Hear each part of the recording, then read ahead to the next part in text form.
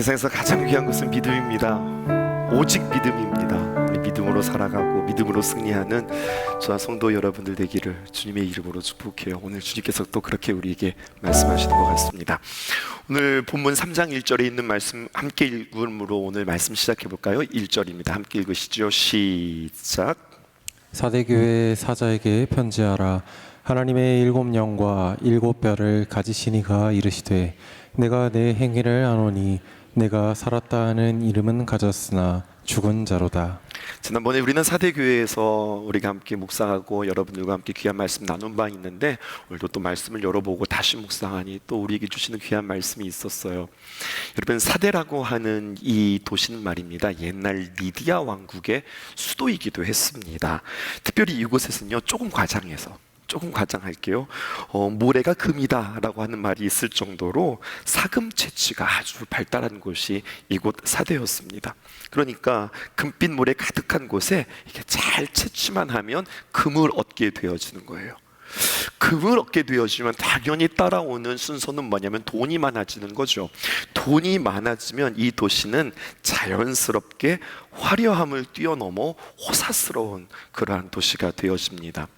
그러니까 이 호사스러움이 어떻게 표현되어지냐면 옷감도요, 그냥 옷감이 아니라 더 아름다운 색을 뛰어넘어 더 특이한 색, 더 새로운 색을 입히는 그런 어떤 직물 염색술이 이들에게 발달하게 되어진 거예요. 여러분, 예쁜 옷을 입는데 예쁜 색깔들을 입힌다. 이것은 원하는 거예요? 필요한 거예요? 이런 건 원하는 거죠. 필요한 게 아니잖아요. 그러니까 자신들의 어떤 원함들을 계속해서 채워가는 그러한 문화들로 발달하게 되어지는 거예요. 직물을 염색하고, 심지어 이 직물뿐만 아니라 양모 있죠. 양모까지도 염색하고 특별한 컬러를 구현해내는 만큼, 만들어 입는 만큼 이 도시는 사치스럽고 그리고 부유한 도시였습니다. 그런데요, 이러한 사대도 어려움을 당한 적이 있었습니다. 자연재해를 당한 적이 있었는데 주후 17년경에 큰 지진으로 인하여서 이 도시 전체가 폐허가 되어지는 일들이 있었습니다. 그런데요, 이 폐허가 되었을 때에 이 도시를 붙잡고 새롭게 건설한 제국이 있었으니 그것이 바로 로마 제국이었습니다. 그래서요, 여러분, 이 도시가 더 큰 도시가 되어지고 풍요의 상징이 되었는데, 근데 특이하죠. 당시에 왜 로마가 이 사대에 집중했고 그리고 사대에 투자했을까요? 이유가 있습니다. 왜냐하면 이 사대는 아주 천혜의 요새였습니다. 동서남북 가운데 남쪽만 뚫리고 동서 그리고 북쪽이 450m 정도의 높은 절벽이 있었던 도시였어요. 그러니까 남쪽 한가운데를 제외하고 동쪽, 서쪽, 북쪽이 다 절벽이라서 아무도 쉽게 올라올 수 없는, 이런 말 있죠. 난공불락의 천혜의 요새가 바로 사대였습니다. 그러니까 로마가 이 사대에 관심을 갖고 개발했어요. 로마가 이 도시에 관심을 갖고 개발했다? 그러면 여러분들 어떤 일들이 그곳에 있었을까요? 어떤 도시를 만들었을까요? 어마어마한 황제 숭배 신전이 이곳에 세워지는 겁니다. 사대는요, 그 전부터 시벨레라고 하는 여신을 섬기는 우상의 제단이 존재했었는데 에베소에 있는 그 아데미 신전과 견줄 만큼 아주 큰 규모였습니다. 그러니까 이 우상 숭배가 굉장히 성행했던 도시에 뭐까지 플러스된 거예요? 황제 숭배까지 플러스가 되어진 겁니다. 자, 사대 한번 정리해 볼까요? 첫 번째, 사금으로 인하여서 돈이 많아요. 두 번째, 천혜의 요새 지형으로 남들이 쉽게 쳐들어오지 못해요. 세 번째, 거기다가 로마가 새롭게 그 도시를 건설해 줬어요. 네 번째, 거기다가 우상 숭배도 많았던 그곳에 자신들을 지켜주는 신들까지 있다고 믿는 믿음들이 넉넉했으니 한마디로 말해서 걱정 없는 도시다, 이렇게 정리할 수 있겠습니다. 아무 걱정도 없고 아무 고민도 없고 아무 문제도 없었던 이 사대교회에 주님께서 나타나셔서 이렇게 말씀하시는 거예요. 1절 보실까요? 하나님의 일곱 영과 일곱 별을 가지신 이가 이르시되. 각 교회에 나타나시는 주님의 모습들이 다 다릅니다. 그런데 오늘 주님의 모습은요, 하나님의 일곱 영, 일곱 별, 다시 말해서 완전수라고 가지고 있는 완전한 영을 가지신, 성령을 가지신 그 주님께서 교회의 주인 되신 그 주님께서 사대를 진단하고 있습니다. 뭐라고 진단하느냐? 다시 한번 보실까요? 1절 전체를 보겠습니다. 사대교회의 사자에게 편지하라. 하나님의 7영과 7별을 가지신 이가 이르되 내가 내 행위를 안다. 주님이 뭐라고 말씀하세요? 너의 삶을, 너의 행위를 안다. 이렇게 이야기하는 거예요. 완전하신 주님께서, 완전한 성령을 가진 그 주님께서 사대교회를 해서 내가 너희들 알지. 너희들이 나타나는 그 겉모습뿐만 아니라 너희들이 맺어지는 어떤 열매와 결과뿐만 아니라 우리 주님은 어떤 분이세요? 너희들의 마음의 중심과 동기까지도 아시는 분이지. 주님은 아시는 분이다. 오늘 우리에게 이렇게 말씀하고 있어요. 그러면서 뭐라고 이야기하냐? 내가 살아있다. 우리 살아있지. 살아있네. 그런 말이 있잖아요. 네가 살아있다고 이야기하나? 실상은 죽은 자로다 라고 주님께서 그들을, 모든 것들을 아시는 주님께서 그들을 진단하고 계세요. 네가 살았다고 하는 이름을 가졌으나 죽은 자다. 당시에 사대가 자랑하고 있었던 그들의 상황, 그들이 가지고 있는 모든 것들이 되어서 남들이 보면 오, 사대 살아있네 라고 사람들은 이야기할지라도 7별과 7영을 가지신 그 주님이 진단할 때 너희들은 살아있다고 생각해? 천만의 말씀, 너희들은 죽은 거야 라고 주님께서 진단하고 계시는 거예요. 좀 더 구체적으로 볼까요? 사대교회 문제 없다라고 생각한 게 문제라는 거예요. 이것을 우리에게 어떻게 적용해 볼까요?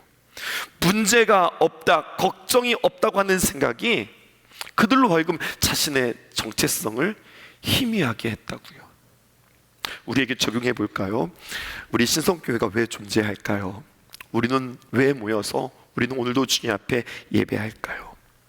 우리가 하나님의 귀한 말씀으로 오직 믿음으로 말미암아 우리가 구원을 받았고, 또 하나님 앞에 예배함으로 하나님을 높여드리고, 또 주님과 교제함으로 하나님 앞에 힘 얻고, 또 하나님과 교제하고 하나님과 가까운 삶들을 살아가는데, 근데 여러분 언제나 기억해야 될 것은 그렇게 내가 구원받고 하나님의 귀한 은혜를 입은 자야, 주님 앞에 부름받은 자야, 이것만 기억해서는 우리가 결코 산 자가 아니라는 사실입니다. 언제나 또 하나의 짝이 있습니다. 부름받은 우리는 보냄받은 자라고 하는 사실을 기억해야 해요. 이것을 우리는 이렇게 영어로도 표현할 수 있습니다. 주님께서 콜링, 우리를 부르셨다면 주님께서 미션, 우리에게 사명을 맡겨주시고 우리를 보내주시는 것, 이것이 주님의 부름의 목적이라고 하는 사실들을 기억해야 해요. 근데 사대교회는, 사도교회가 아니라 이 사대교회는 자신의 부름의 그 존재 목적을 잊어버리고 형편과 처지와 상황에 만족하며 괜찮지, 문제없지, 걱정없지, 어쩜 이렇게 이야기했는지도 몰라요. 감사하지, 우리 참 감사해, 이렇게 살고 있었을런지도 모르겠습니다. 안일함과 또 스스로를 타협하고 항상 이 상태만 유지했으면 좋겠다라고 그렇게 생각하던 그들에게 너희들은 살아있는 것 같으나 너희들은 죽은 거다라고 주님께서 진단하고 계세요. 살아있는 교회, 주님 안에서 생명력이 넘치는 교회는 그냥 말만 그런 것이 아니라 거기에는 증거가 있습니다. 살아있는 교회의 증거란 무엇일까요? 살아있다고 하는 것은요, 자라나요, 움직여요, 변화되어져요. 사람은요, 어느 정도의 성장기가 있습니다. 그리고 성장기를 지나 성숙기를 지나 우리가 정체기를 맞이하고 그리고 노년기를 맞이하게 되는데, 교회는 그런 건 없어요. 계속해서 주님의 귀한 생명력이 부어질 때 주님 안에서 날마다 새로워지고, 날마다 주님의 거룩한 비전들을 품고, 날마다 성장하고 성숙하게 되어지고, 날마다 새롭게 되어져요. 어제와 오늘의 교회가 똑같다? 그것은 미안하지만 살아있는 교회가 아닙니다. 오늘 주님께서 이렇게 이야기하세요. 성장하지 않는 교회, 부흥을 꿈꾸지 않는 교회. 성장이다, 여러분 이제 우리는 그렇게 생각하지 않았으면 좋겠어요. 많아진다, 커진다, 세진다, 넘친다, 그런 의미가 아니라는 거 아시죠? 부흥이 뭐예요? 하나님께서 처음 지으셨던, 하나님이 처음 꿈꾸셨던 그곳으로 돌아가는 것, 회복하는 것, 이게 부흥이라는 것. 이제 우리 성도들은 다 그렇게 정의하고 계시죠? 다시 그러면 성장하지 않는 교회, 부흥을 꿈꾸지 않는 교회, 복음을 증거하지 않는 교회, 여러분 그런 교회는 어떤 교회라고요? 교회의 주인이 누구인지를 잊어버린 교회, 우리에게 생명을 주신 분이 누구신지를 잊어버린 교회, 그 교회는 죽은 교회다. 주님께서 우리에게 이야기하고 있어요. 오늘 사대교회를 향해서 주님께서 이렇게 말씀하시는 의도가 뭘까요? 야, 너 살아있는 것 같아? 너 죽었어. 깜짝이야. 주님께서 오늘 그들에게 사형 선고를 내리시는 걸까요? 살아있다고 생각해? 죽었다니까. 이 말을 들은 사대교회는 죽었네, 우리 죽은 거야, 여러분 이렇게 이야기하고 끝나는 걸까요? 사형 선고를 내리고 끝나는 것이 아니라 주님께서 이렇게 말씀하시는 거예요. 너 죽었다니까. 그러니까 뭐라고 말씀하시는 거예요? 그렇게 있으면 안 돼. 이 사형 선고를 듣고 너희들은 지금 이렇게 있으면 안 돼. 뭐라고 말씀하십니까? 생명이신 일곱 별을 쥐고 그리고 일곱 교회를 운행하고 계시는 그 주님께서 그들 앞에 나타나신 이유는 뭐냐? 너희가 나를 모르는 게 아니잖아.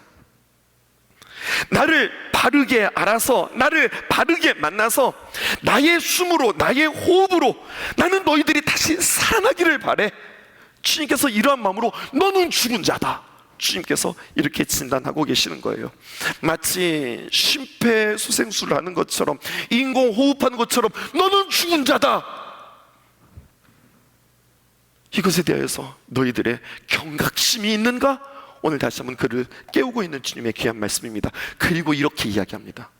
죽은 자에게 무슨 할 말이 있으실까요? 근데 죽었다라고 하는 그 의도가 이렇게 풀어지는 겁니다. 2절, 너는 일깨어, 너는 살아나라, 너는 깨어나라. 그래서 그 남은 바 죽게 된 것을 굳건하게 해라. 내 하나님 앞에 내 행위에 온전한 것을 찾지 못하였노니. 일어나라. 무슨 말이에요? Wake up, 깨어나라, 이런 뜻이에요. 너희들 지금 잠들어 있어, 깨어나라. 영적인 잠에서 깨어나라. 우리 문제 없어, 아무 문제 없이 평안해, 우리 다 잘 돼. 여러분 그게 중요한 것이 아닙니다. 깨어나야 된다고 오늘 주님께서 우리에게 이야기하고 있는 거예요. 내가 잠들었다, 이것을 인정해야 여러분 깨어날 수 있는 겁니다. 오늘 우리에게 그렇게 적용했으면 좋겠습니다. 누가 깨어납니까? 자, 깨어나자, 그런 것이 아니라 아, 내가 지금 잠들었구나, 이것을 인정하는 사람이 깨어난다고요. 그리고 3절에 오늘 이렇게 이야기합니다. 그러므로 내가 어떻게 받았으며 어떻게 들었는지 생각하고 지켜 회개하라. 여러분 여기에 너무나도 중요한 말씀이 있어요. 만약 볼펜을 가지고 계시다면, 매일 성경을 가지고 계시다면 여러분 동일하게 반복되어진 이 표현에 한번 동그라미를 쳐보세요. 그러면 내가 어떻게 받았으며 또 어떻게 들었는지를 생각하고 지켜 회개해라. 이게 깨어나는 방식이라는 거예요. 깨어나는 방법이라는 거예요. 방법은 뭡니까? 오직 하나입니다. 어떻게 받았냐, 어떻게 들었느냐, 이게 중요하다는 이야기예요. 조금 더 풀어볼게요. 오늘 나는 무엇을 들었는가? What? 무엇을 들었는가?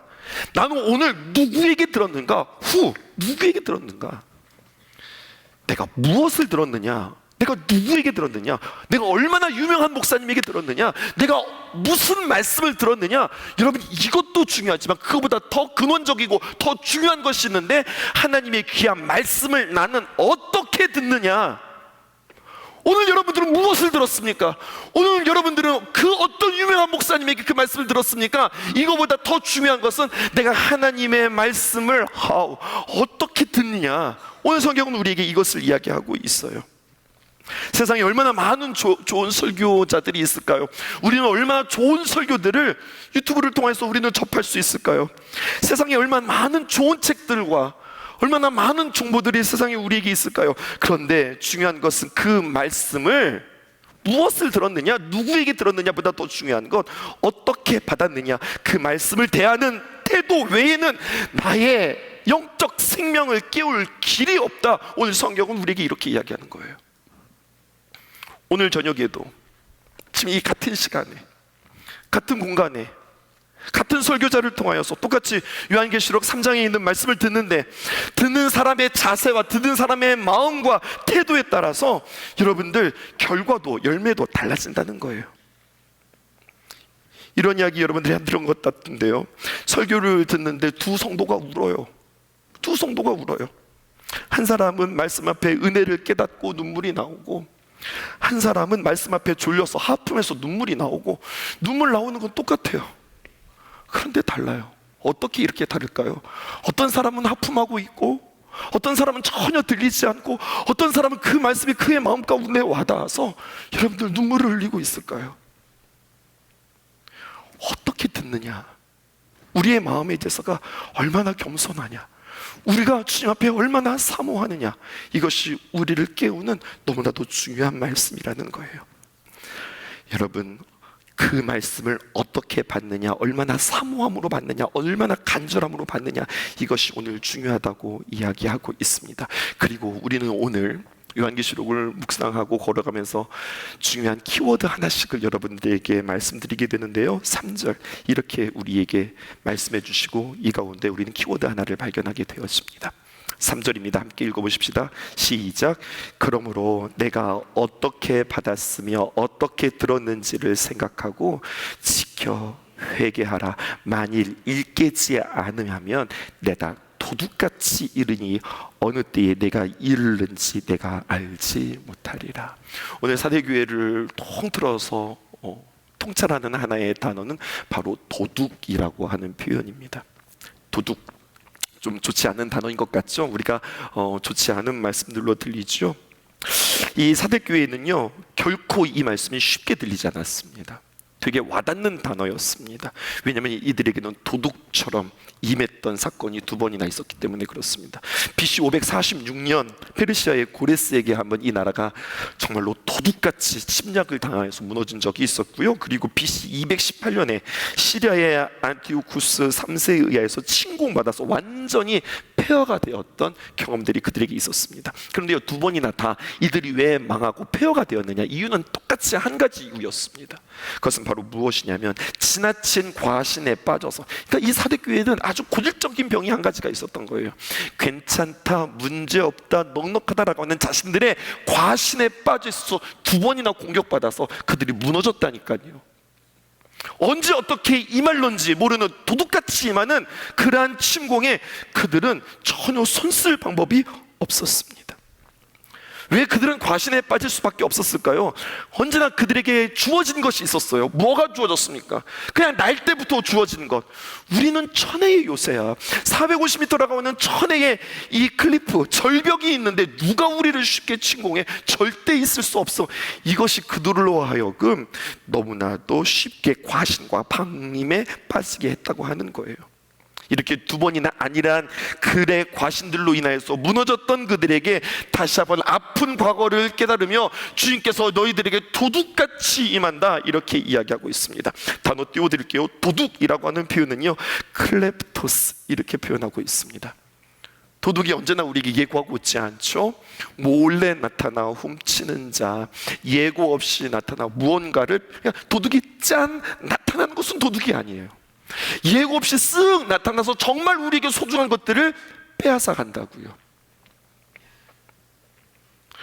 여러분, 도둑같이 임하시는 주님은 깨어있지 않은 자들에게는 두려운 분이지만 깨어있는 자에게는요, 오히려 웰컴입니다. 그 주님을 환영합니다. 이 표현은 심판과 동시에 여러분 은혜의 초청이기도 해요. 그런 날이 또 올지도 몰라 주님께서 말씀해 주시는 거예요. 그러면서 그들에게 소망을 증거하시는데 뭐라고 이야기하시느냐, 4절입니다. 그러나 사대의 그 옷을 더럽히지 아니한 자 몇 명이 내게 있어 흰 옷을 입고 나와 함께 다리니 그들은 합당한 자인 연고라, 이렇게 이야기하고 있어요. 깨어있다는 것은 무엇일까에 대해서 주님께서 뭐라고 이야기하면, 사대에 너희들 다 죽었어. 근데 그들에게 소망의 말씀을 주는 거예요. 그런데 그 중에서 그 옷을 더럽히지 아니한 자 몇 명이, 몇 사람이 있어, 살아있는 자가 있어. 그리고 흰옷을 입고 나와 함께 다니리니, 나와 함께 동행한다라고 하는 뜻이고요. 그들은 합당한 자, 그들은 나와 동행하기에 자격이 있는 자, 합당한 자인 연고라, 합당한 자인 까닭이다, 이렇게 주님께서 말씀해 주고 계세요. 여러분, 이게 중요합니다. 교회는요, 공동체는요, 하나님의 생명인 교회는요, 언제나 누가 있는가? 생명의 소수가 있습니다. 여러분, 이 말씀이 여러분들에게 도전되어지기를 원해요. 우리 신성교회에 나는 생명의 소수이기를 원합니다. 살리는 소수이기를 원합니다. 기도할 수 있기를 원해요. 그들은 깨어있는 자입니다. 이게 중요합니다. 죽어가는 교회에 소망이 있는 이유는 뭐냐면 그 안에 하나님이 아직 붙잡고 계신 사람이 있다는 거예요. 하나님이 직접 일하지 않으세요. 하나님이 귀한 사람들을 통해서 일하세요. 지금 주님과 함께 동행하는 주님의 생명을 소유하는 자들이 그래도 사대교회에 남아있다, 주님 말씀하세요. 이들은 누구입니까? 살아있고 생명 있는 이들은 누구입니까? 행위가 온전하고 완전한 사람들이 아니라, 기억하세요, 그들의 삶으로 그들을 증거하는 사람들이 아니라, 주님은 아신다고 그랬죠. 무엇을 아십니까? 우리의 삶의 결과와 열매도 아실 뿐만 아니라 우리의 동기도 아신다. 살아있는 자는 누구냐? 이런 겁니다.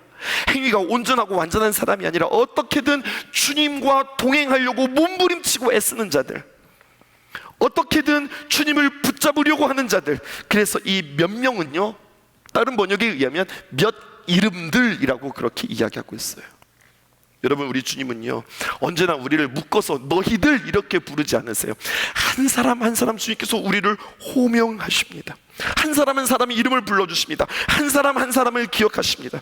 어떻게든 주님을 붙잡고 있는 사람들, 도둑같이 임하는 시험이든 도둑같이 임하시는 카이로스 하나님의 역사이든, 로마서 13장 14절에는 이런 말씀이 있습니다. 띄워주실까요? 오직 주 예수 그리스도로 옷을 입고 어떻게든 하나님의 뜻대로 사는 사람들은 정욕을 위하여서 육신의 일을 도모하지 말라. 하나님의 거룩한 옷을 입고 세상을 위하여, 정욕을 위하여, 육신을 위하여 도모하지 말라라고 하는 거예요. 사대교회에 정말로 주님과 동행하는 자들이 있었어요. 그들은 누구입니까? 5절에 이렇게 기록되어져 있습니다. 이기는 자, 소수, 생명의 소수, 그들을 이렇게 이야기합니다. 이기는 자라고. 이기는 자는 이와 같이 흰 옷을 입을 것이요, 너희들 아름다운 옷, 컬러풀한 옷, 심지어는 특이한 색깔, 너희들의 부와 너희들의 사치를 자랑한, 아니 어떻게 또 그런 색깔의 옷을 입었어? 아, 별거 아니야. 뭐 늘 자랑했던 그들에게 이와 같이 흰 옷을 입을 것이요, 내가 그 이름을 생명책에서 결코 지우지 아니하고 그 이름을 내 아버지 앞과 그 천사들 앞에서 시인하겠다. 물론 여러분, 여기서 흰 옷이라는 게 그냥 흰 옷, 그것을 의미하는 것은 아니겠죠. 주님께서 정결케 하시고 주님께서 인정하시는 그들에게 입은 옷들인데, 오늘 표현이 이렇게 되어 있습니다. 내가 그 이름을 생명책에서 결코 지우지 아니하고, 중요한 표현은 이것입니다. 그 이름을 내 아버지 앞과 그의 천사들 앞에서 시인하는 자들. 내가 그 이름 알지. 내 하나님과 그리고 천사들 앞에서 내가 그 성도의 이름을 알지라고 시인하는 그들은 도대체 누구냐라고 하는 거예요. 여러분, 이것은 우리가 마태복음 10장 32절에서 33절을 통해서 풀 수 있습니다. 정확하게 이야기하고 있습니다. 32절에 누구든지 사람 앞에서 나를 시인하면, 누구든지 나를 사람들 앞에서 나 예수 그리스도를 시인하면 나도 하늘에 계신 내 아버지 앞에서 그를 시인할 것이요. 이 문장을 강조하기 위해서 33절에 다시 한번 반복합니다.